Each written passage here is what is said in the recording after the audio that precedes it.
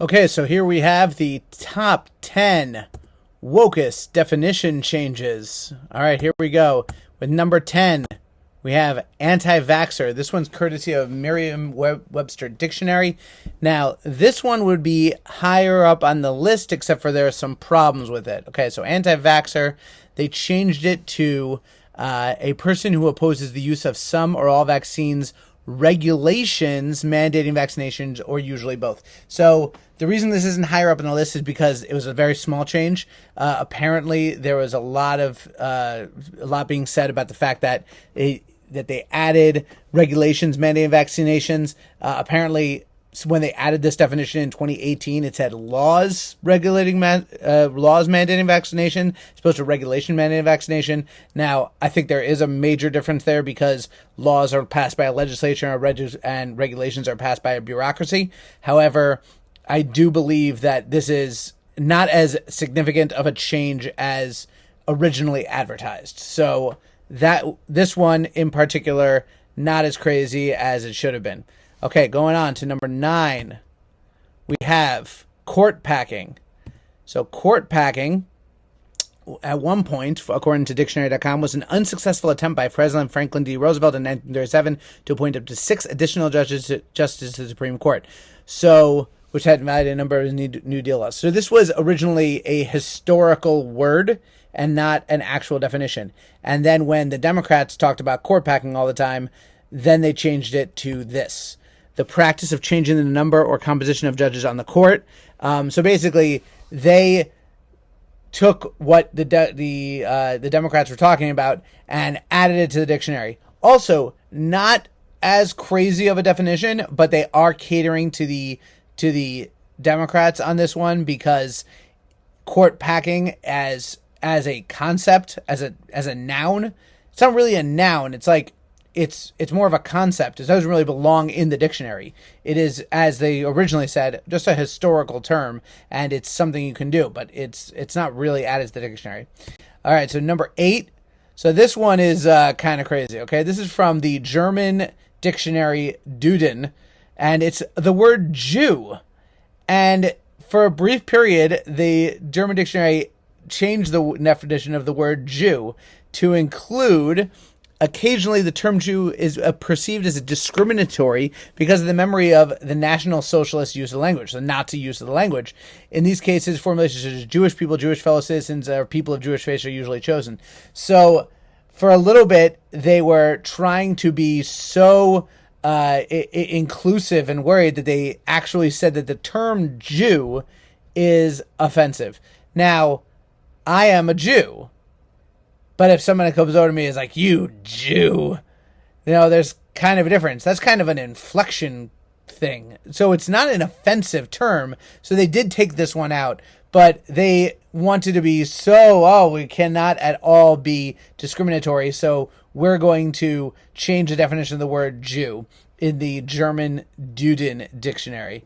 Number 7, we have black.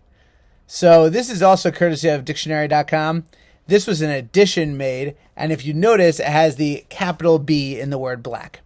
And black is an adjective relating or belonging to any of the various human populations characterized by dark-skin pigmentation, specifically the dark-skinned people of Africa, Oceania, and Australia. Relating to or noting the descendants of these populations without regard for the lightness or darkness of skin tone. Okay, so the reason why this is a ridiculous woke change is they actually base this on the AP style guidebook, and the AP style guidebook capitalized the word black because black people are essentially anyone from these regions. White, when it refers to white people, is actually still a lowercase because white people can refer to many different kinds of white people. Now, I don't know about you, but that sounds incredibly racist to me. That is so racist that basically black is a homogeneous blob, and white is actually, you could be from Russia, you could be from Sweden, you could be from France, you could be from any European country or around there. You could be all over the place. And white could be from anywhere, but black is homogeneous. So Kamala Harris, who is half Jamaican, half Indian is as black as Shaquille O'Neal, who I don't even know where his parentage comes from, or Barack Obama, whose father is Ethiopian but his mother is white, like, or Ethiopian or Kenyan, and it's the idea that it's all just homogenous.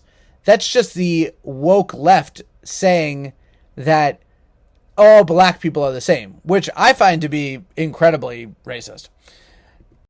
Number 6, we have the word preference. Now, this one was actually the quickest definition change that I've ever seen. So during the confirmation hearings of Amy Coney Barrett, Mazie Hirono, the ridiculously moronic senator from Hawaii, said that the term sexual preference was offensive. So because it's sexual orientation, a sexual preference means that you get to choose what you like, but orientation is not choosable. And so it became offensive. So Merriam-Webster's dictionary actually had this as their original definition. It just said, number 5, orientation. And then once Mazie Hirono said that, they changed it to offensive. So they basically immediately jumped on it, changed it, and just did anything the woke left wanted to do. Number 5. Oh, and it's being blocked.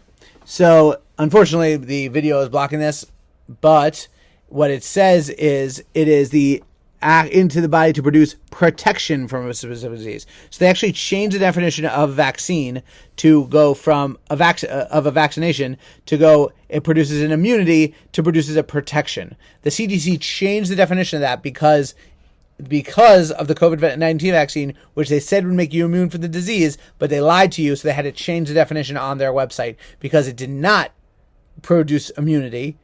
It produced a protection, which is a very different thing, and not what we were sold during this pandemic. All right.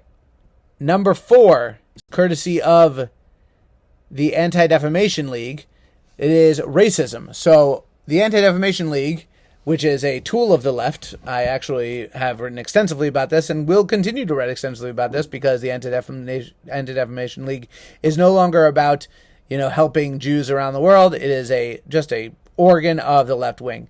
So what they used to have as their definition of racism is the belief that a particular race is superior or inferior to another, that a person's social and moral traits are predetermined by his or her inborn biological characteristics.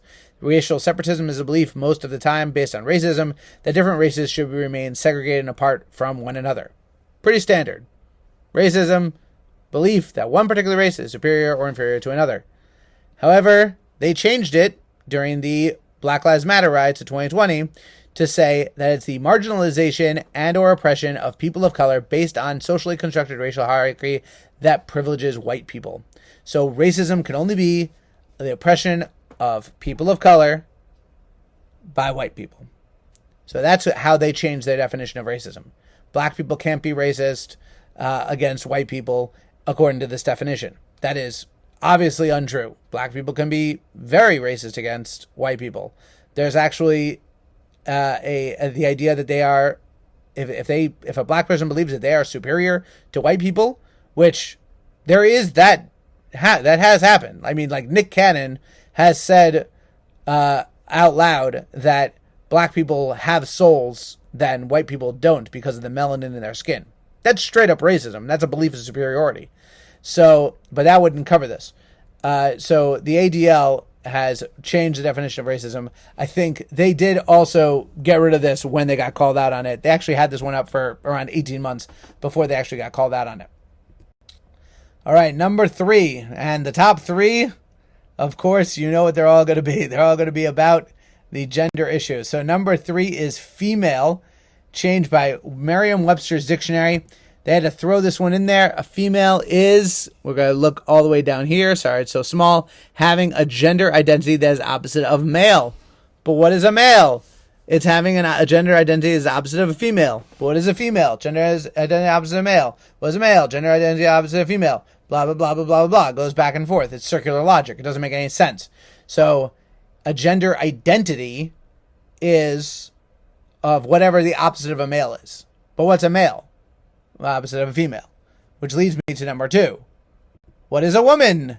Cambridge Dictionary, this is the one that sparked this whole conversation again. Cambridge Dictionary actually just redefined the word woman very recently, which is an adult, and they added this definition: adult who lives and identifies as female, though they may have been said to have a different sex at birth.